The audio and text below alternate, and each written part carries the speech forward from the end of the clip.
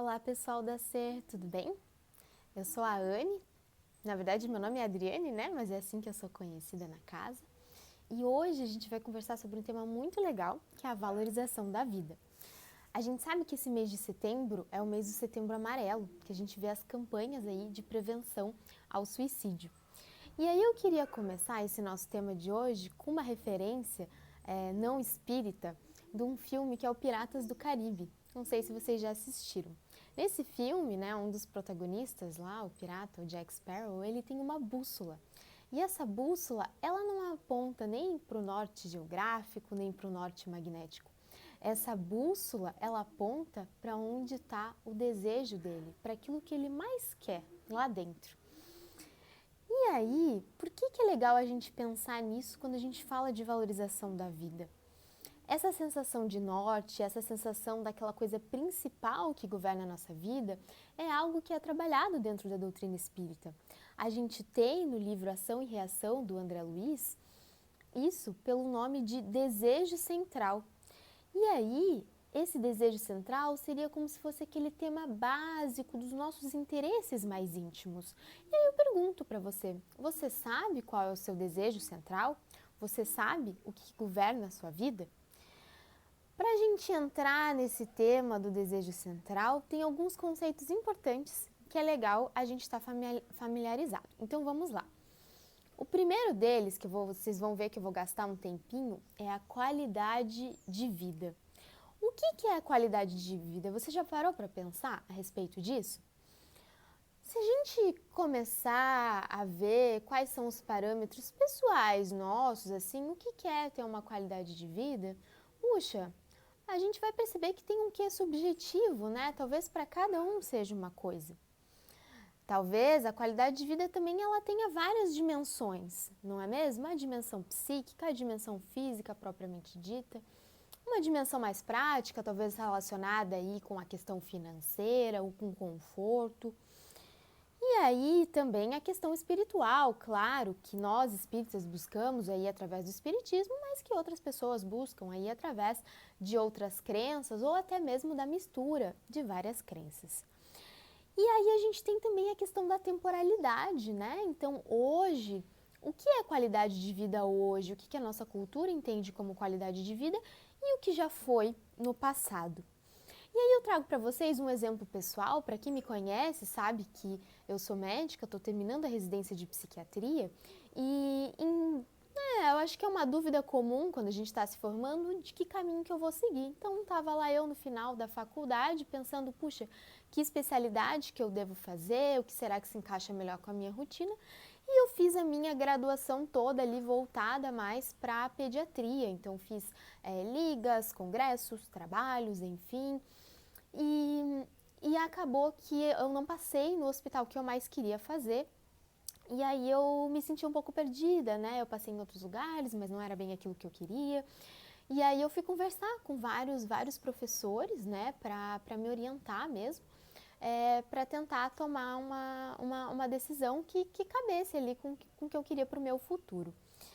E aí, numa dessas conversas que eu tive, eu estava na dúvida ainda se eu tentava novamente pediatria ou se eu ia para a área da psiquiatria, eram as minhas duas grandes dúvidas.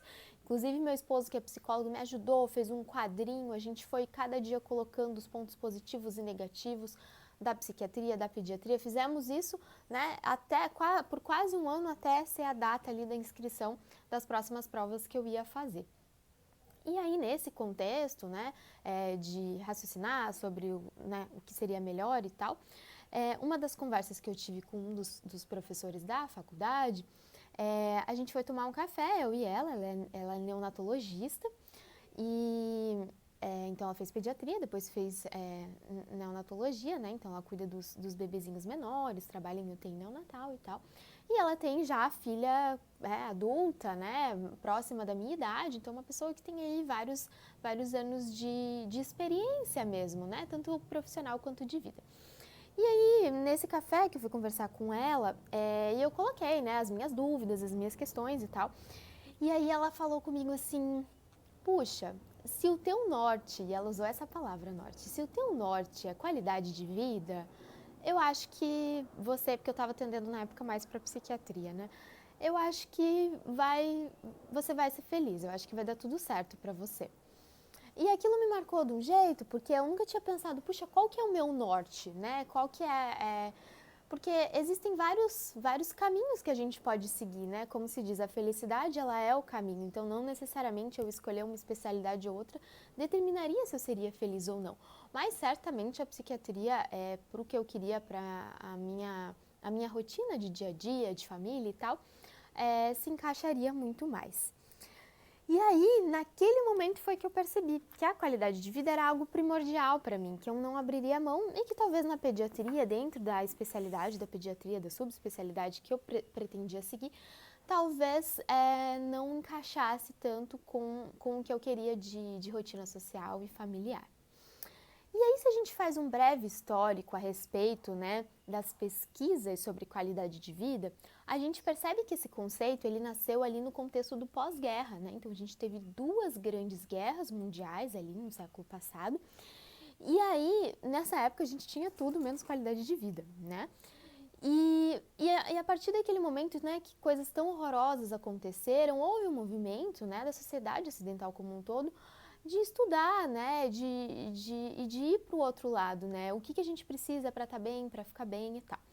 E aí, nesse contexto, né, visando ali uma sociedade mais harmônica e tal, em 1948 nasceu ali no finalzinho, né, da Segunda Guerra, a Organização Mundial da Saúde, que vai declarar a saúde como o estado completo de bem-estar físico, mental e social, e não apenas a presença ou a ausência de doença. E aí, a partir da década de 1980, foram publicados vários instrumentos a respeito da qualidade de vida das pessoas, né? E em 1984, essa própria Organização Mundial da Saúde, né, que a gente carinhosamente chama de OMS, ela montou um grupo de trabalho só para estudar a qualidade de vida, que é o RUCOL, né? E aí diversos instrumentos derivaram disso, né? Então quem né, é da área da saúde já deve em algum momento ter visto em alguma aula ou aplicado mesmo esse questionário RUCOL, que a gente tem em versão mais longa, versão mais curtinha, mas ele é muito usado em pesquisas. E aí, em 1994, esse grupo da Organização Mundial da Saúde especializado em qualidade de vida, que é o RUCOL, né, RU de Organização Mundial da Saúde em inglês e COL de qualidade de vida também em inglês, trouxe um conceito de qualidade de vida que diz assim: qualidade de vida é a percepção do indivíduo de sua posição na vida, no contexto da cultura e sistema de valores nos quais vive e em relação aos seus objetivos, expectativas, padrões e preocupações. E é legal a gente destrinchar isso até para a gente não ficar se comparando com as outras pessoas. Então, qual que é a minha posição na vida, né? Que lugar eu ocupo? Qual o contexto da minha cultura? Puxa, como isso varia, né?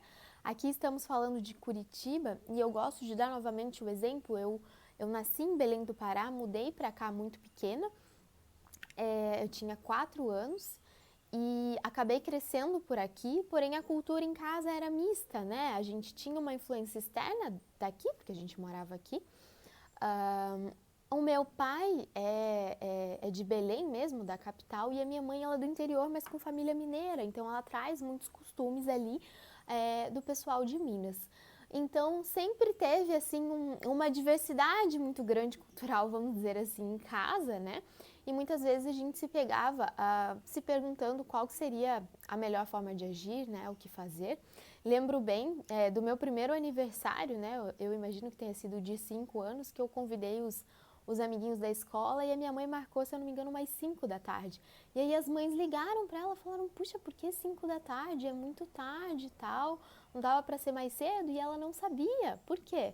Porque lá em Belém precisava ser às 5 da tarde, porque se fosse às 3 da tarde todo mundo ia torrar, porque era muito quente. Então é o horário que o sol já está baixando, né, que está mais fresco, e aí você convida as pessoas para irem até a sua casa, porque veja, energia elétrica é muito cara, então não tem como ficar no ar-condicionado o tempo todo, e muitas vezes lá o ventilador não dá conta.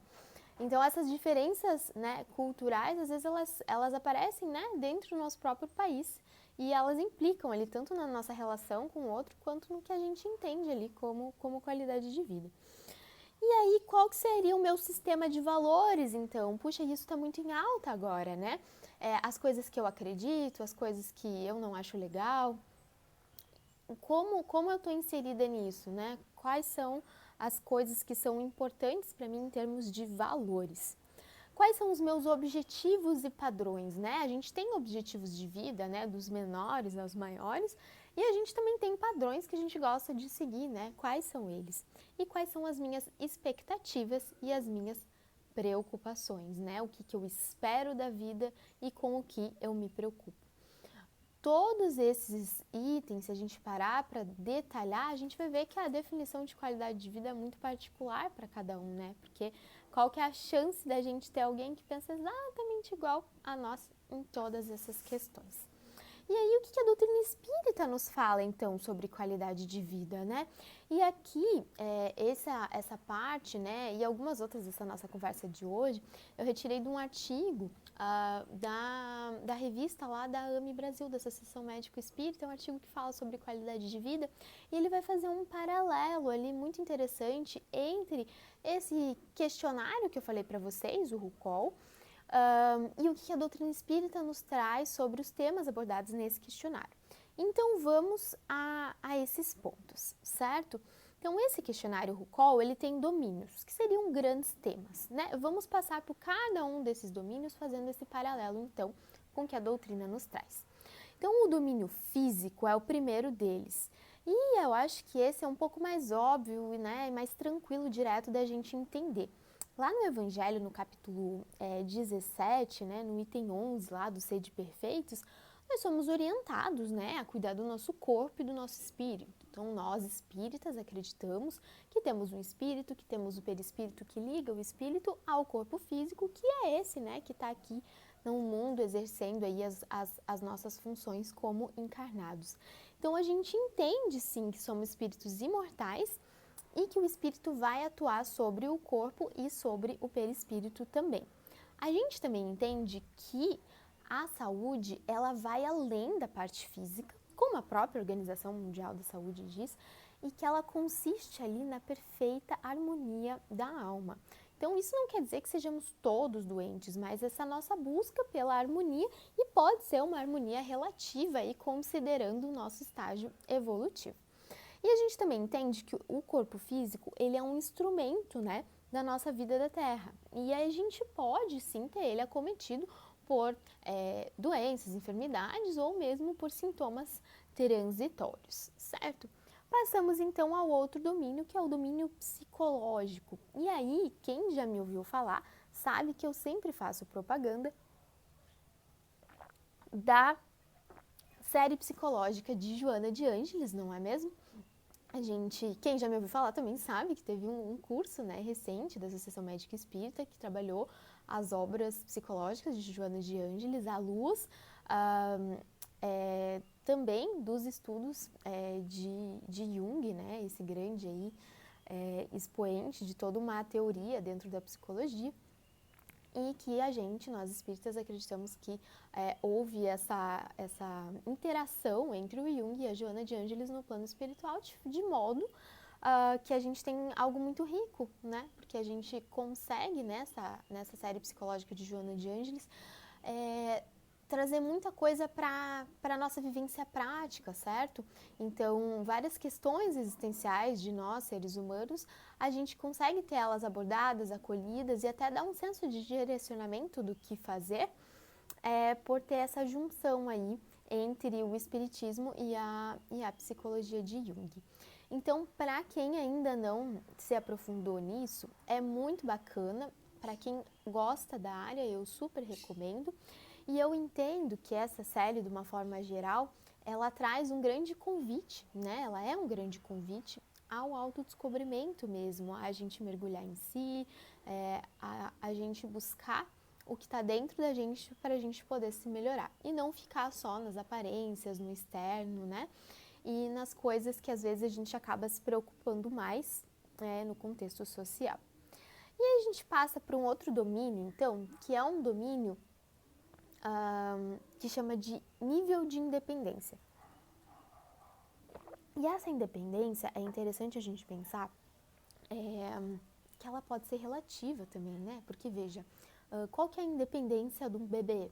Qual que é a independência de uma criança, de um adolescente, de um idoso, de alguém que tinha né, todas as suas funcionalidades e que foi acometido por uma doença ou sofreu um acidente e teve ali alguma alteração desse nível de independência.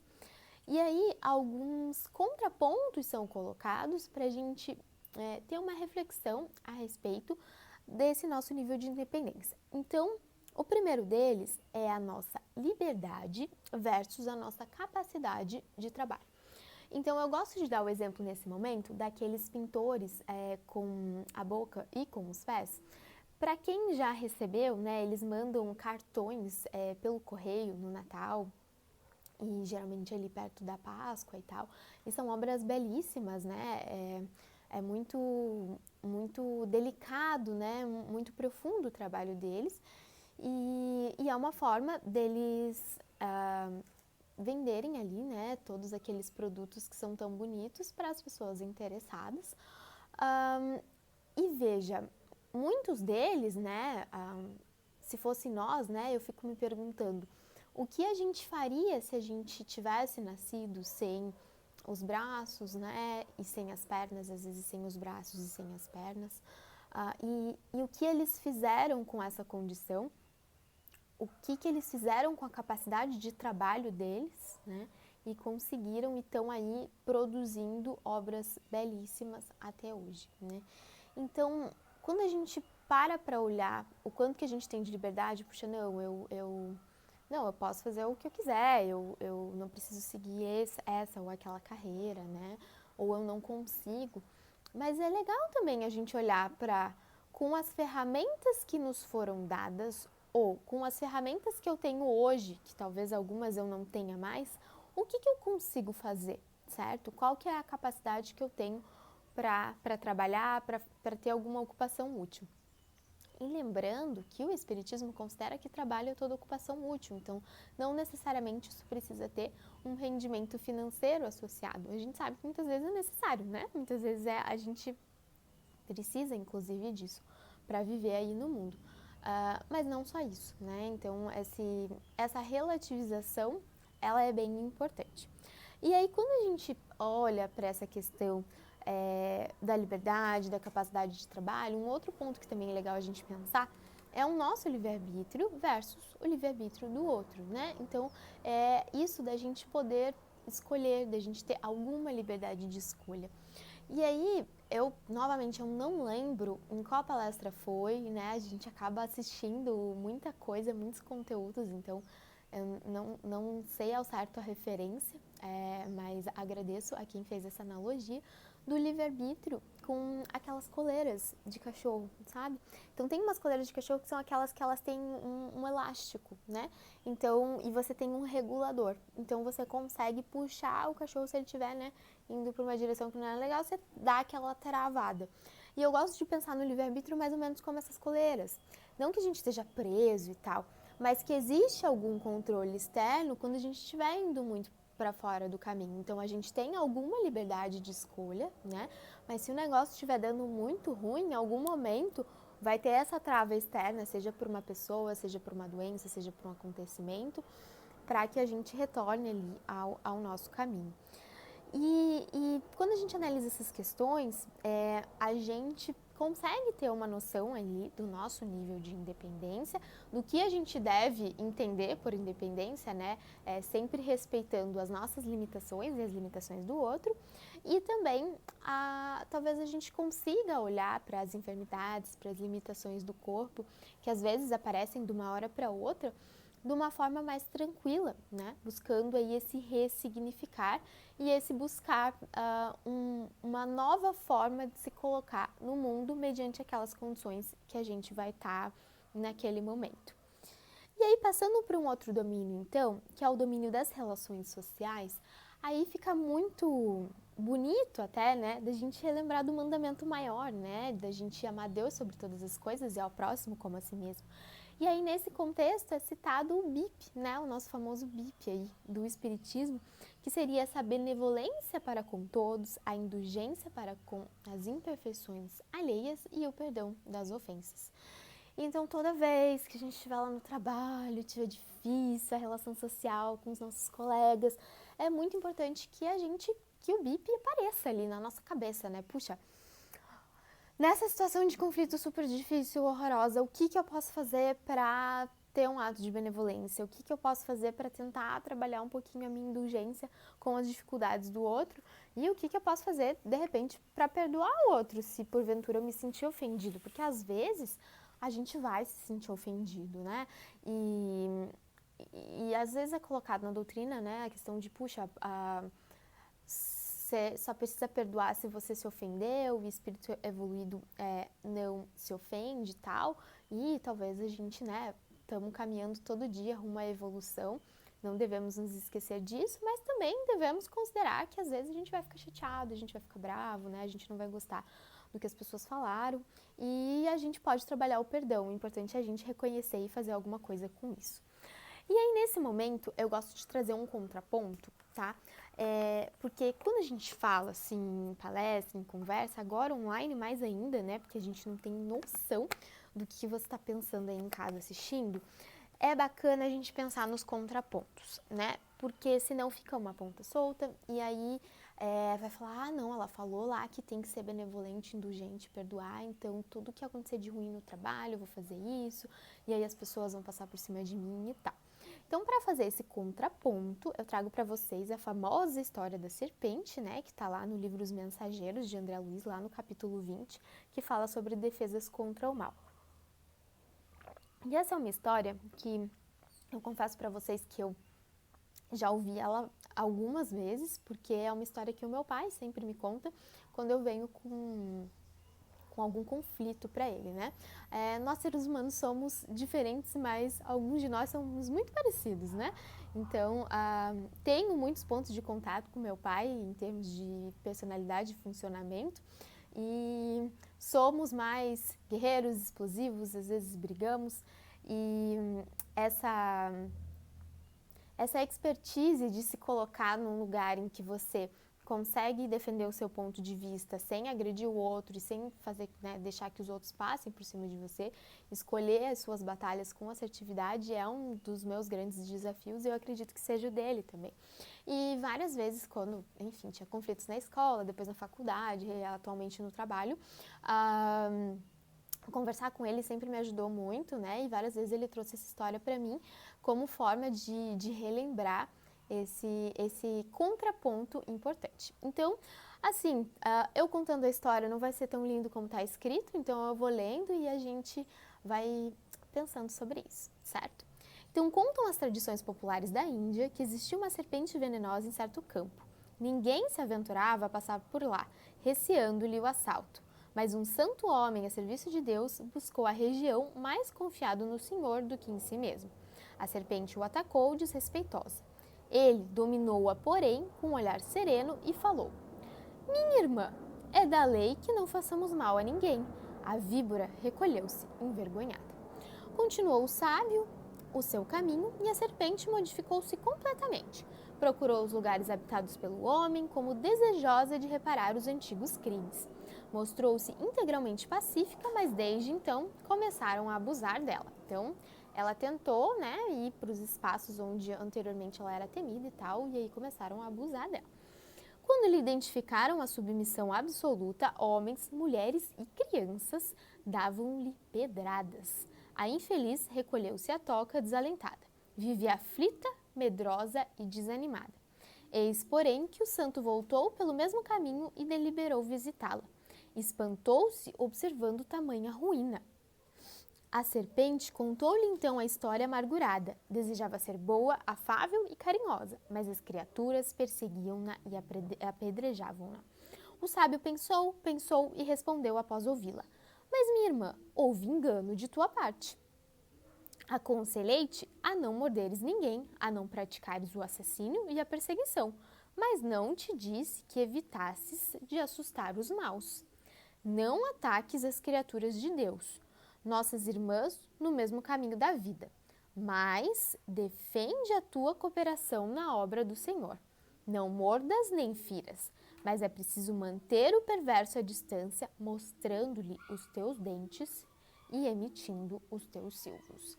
Então fica o contraponto aqui, porque quem está me assistindo pode ser aquela pessoa boazinha, tranquila, que não gosta de conflito e que vai ficar sempre lá no bip, né, tentando ser benevolente, indulgente, perdoando, às vezes às custas de um sofrimento interno. Ou então pode ser aquela pessoa que é mais que nem eu, meio briguenta, meio esquentadinha, que, né, vai acabar ferindo ali a integridade do outro, né, e muitas vezes comprando batalhas desnecessárias. Então esse equilíbrio é sempre muito importante, certo?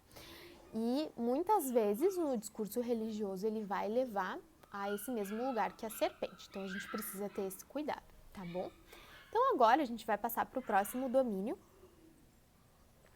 que é o domínio do ambiente, né? Então, o domínio do ambiente, ele é muito legal. Na verdade, eu falo que ele é muito legal porque é um assunto que eu gosto, tá? Vocês podem ver que tá cheio de planta aqui atrás. É o meu quintalzinho, que eu adoro. E deve ter um cachorro gritando aqui, eu peço desculpas. Mas é uma coisa que eu me interesso muito, né? Essa conexão com o meio ambiente. Então, vamos lá. Qual que é a proposta do Espiritismo? Ele propõe que a gente viva em harmonia com o meio ambiente, certo? E aí eu trago para vocês, na literatura espírita tem várias reflexões a respeito disso, e eu trago uma referência não espírita, né, para aqueles que gostarem, que é uma série de livros e virou série de televisão também, que é de uma japonesa que arruma a casa das pessoas, né, é Marie Kondo. E aí, ela traz toda uma metodologia, né, para você arrumar a própria casa e tal. E num dos episódios tem algo que me chamou a atenção que eu gostaria de compartilhar com vocês. Então, numa das casas que estava cheia de coisa, né, e que precisava ali de fato da ajuda dela, teve um dos participantes, era uma senhora, ela tinha uma grande quantidade de decorações de Natal que estavam dentro de um saco. E essa grande quantidade de decorações de Natal, ela olhou tudo aquilo e falou, puxa, será que eu jogo tudo isso fora? Ou será que eu espero para a próxima... Eu espero o próximo Natal chegar, né, e uso e tal, ou, né, eu vou lá na loja de 199, compro coisas novas e jogo tudo isso fora agora, né, ou vou lá no Natal e uso tudo. E aí eu fiquei pensando, jogar fora. Como que ela consegue jogar fora, né? Porque a terra, ela é uma coisa só, né? Então, tudo que a gente joga fora no lixo, na verdade, não existe um fora, né? Aquilo vai para algum lugar. E aí, quando a gente pensa e transpõe isso, né, para nós que acreditamos que não existe só essa vida, né? Que existem outros planetas, que a gente precisa cuidar do nosso planeta. Como é importante, né, a gente se preocupar com o que a gente joga no lixo, com o que a gente usa, com isso de ser descartável, né? A gente usa isso de ser descartável nas coisas que a gente usa, nas roupas, né, nos alimentos, nas relações. Então, o quanto essa coisa da modernidade, às vezes, trouxe um conceito do fora que, na verdade, não existe, né? Que a gente vive aí na Terra, nosso grande lar, e isso precisa ser olhado mais com esses óculos da harmonia. E aí a gente passa para outro domínio, que seria o domínio espiritual, propriamente dito, né? Que fala ali das crenças pessoais, da religião, da espiritualidade, né? E a gente tem alguns pontos inovadores, sim, da doutrina espírita que podem aí ser de grande benefício para a nossa qualidade de vida, que seria a imortalidade da alma, a reencarnação, a pluralidade dos mundos, a própria lei de causa e efeito, que dá um equilíbrio para aquela noção de justiça de Deus, a visão de Deus que a gente tem, ele é um Deus, né, mais acolhedor, soberanamente justo e bom, em contrapartida de um Deus às vezes punitivo.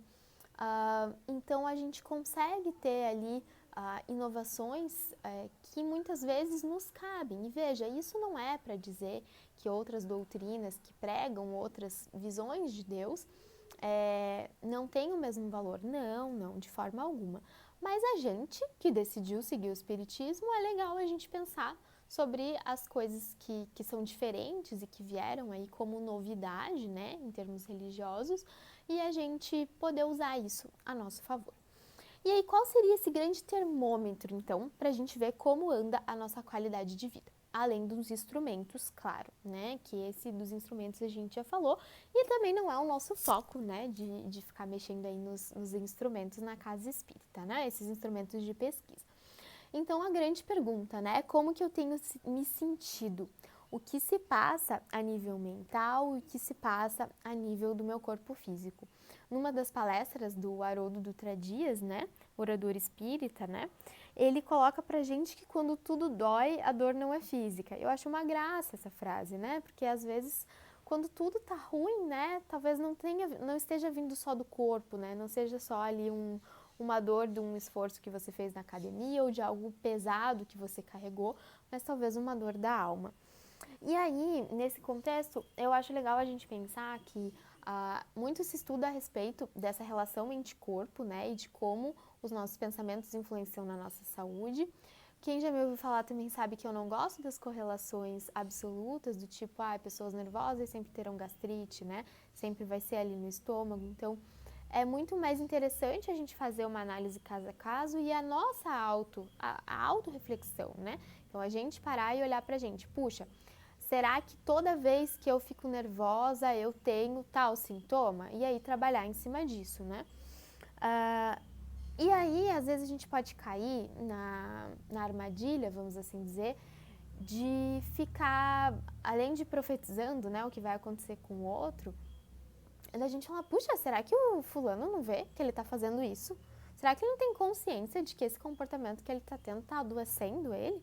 Puxa, e às vezes a pessoa não tem a consciência, né? E quando a gente estuda lá as obras da Joana de Ângeles, né? Nessa, com esse grande olhar da psicologia, a gente consegue entender que a consciência, né? É como se a gente tivesse uma lanterna iluminando ali as coisas que estão na nossa cabecinha, e a consciência vai ser o que a lanterna está iluminando. Então, às vezes, a lanterna não vai estar iluminando outras coisas que vão estar ali, né? Que alguém já disse, que já foi, mas não é aquilo que está em evidência, né? E se não está em evidência, puxa, talvez a pessoa não esteja olhando para aquilo. E a gente pode dar um toque ao outro, mas o despertar, ele é individual, né? Às vezes está lá escondido, adormecido, e a gente não pode ser agressivo de querer que a pessoa veja aquilo a todo custo, né? Então a gente tem sim um arquivo divino em nós, a gente tem as leis de Deus gravadas né, na nossa alma e tal, no nosso espírito, mas como, quando, quanto a gente acessa isso é particular de cada um. E apesar da gente ter essa possibilidade de alertar nós mesmos e o outro, a respeito de coisas que a gente acha importante, a gente não pode forçar as pessoas a fazerem isso, né? Porque tem um quê de agressividade nisso. E Jesus nos trouxe o exemplo, né, do despertar de corações e em nenhum momento ele foi agressivo. E a gente vive, sim, uma dualidade que eu gosto de colocar, que é o moralismo religioso, muitas vezes levando a culpas descabidas, né? A gente fica lá, né, com aquela coisa, não, meu Deus, olha o que eu fiz, que errado e tal. Mas também a gente tem esse relativismo moral, né, do mundo materialista, achando que a gente pode usufruir de tudo, de todos e que isso não vai ter consequências. Então, nesse contexto, muito importante lembrar daquele trecho de Paulo, né, aos Coríntios ali, que fala que tudo me é permitido, mas nem tudo me convém. Então, os excessos, sejam na esfera física, na esfera psíquica, eles vão levar a desequilíbrios na gente. E a gente precisa ter consciência desses nossos desequilíbrios. Esse é o primeiro passo, certo? Então, a gente trabalhar em cima disso é o primeiro passo para a gente ter ali uma harmonia na alma. E aí, esses desequilíbrios, se eles forem muito prolongados, eles podem se consolidar aí como doenças, né? E as doenças, às vezes, elas não vão vir só desse desequilíbrio interno, mas ela pode ter outras funções, como a doutrina nos coloca, a dor-evolução, por exemplo. Então, quando nasce um dentinho de um bebê, que ele chora, chora, chora, tem uma função do bebê chorar, disso auxiliar o bebê a progredir, daí ele suportar a dor, aquela dor que talvez seja pequena, mas para ele é a pior coisa do mundo, e talvez do cuidador do bebê também suportar que vai doer, que ele vai chorar, que não tem como a gente crescer o dentinho por ele, né? Então, suportar ver o sofrer ali do ser amado. A gente também tem a dor expiação, claro, então algum resgate que possa acontecer, né, com relação à vida atual ou a vidas passadas. E a gente tem aquela dor auxílio, né, que ela nos para e ela fala assim, ó, não dá mais. E a gente pode citar aqui vários exemplos, mas é legal a gente retomar a questão que a gente falou do livre-arbítrio, né? E da coleira do cachorro. Então, às vezes, a gente está indo por um caminho que não é bacana, que não é legal, e às vezes vem alguma dor para falar, opa, não é por aí, certo? E aí, o que a gente faz com tudo isso, né? O que a gente faz com todas essas reflexões sobre qualidade de vida, sobre as nossas dores, sobre o que a doutrina tem para nos dizer, para a gente trabalhar a questão da valorização da vida. Então, além da gente tomar consciência dos nossos desequilíbrios físicos e psíquicos, a neuroplasticidade, ela é um conceito muito legal da neurociência que, resumindo, assim, muito brevemente, coisas que a gente faz podem auxiliar o nosso cérebro a traçar caminhos diferentes do que ele está acostumado. Que coisas são essas? A própria psicoterapia, o mindfulness, que é um tipo, né, de meditação, a questão da atenção plena, e as práticas religiosas. Todas essas práticas, elas podem auxiliar o nosso cérebro a não pegar sempre os mesmos caminhos. Então, por exemplo, a eu não ter a mesma sensação de raiva frente às mesmas situações. Eu conseguir trabalhar com o acolhimento do outro, eu conseguir trabalhar com o acolhimento das minhas próprias emoções. E isso, com certeza, eu tenho um benefício meu interno, mas também do outro, né? Porque eu não vou estar despejando no outro todos aqueles conteúdos não trabalhados meus internos. E a gente precisa cuidar dessa nossa casa mental.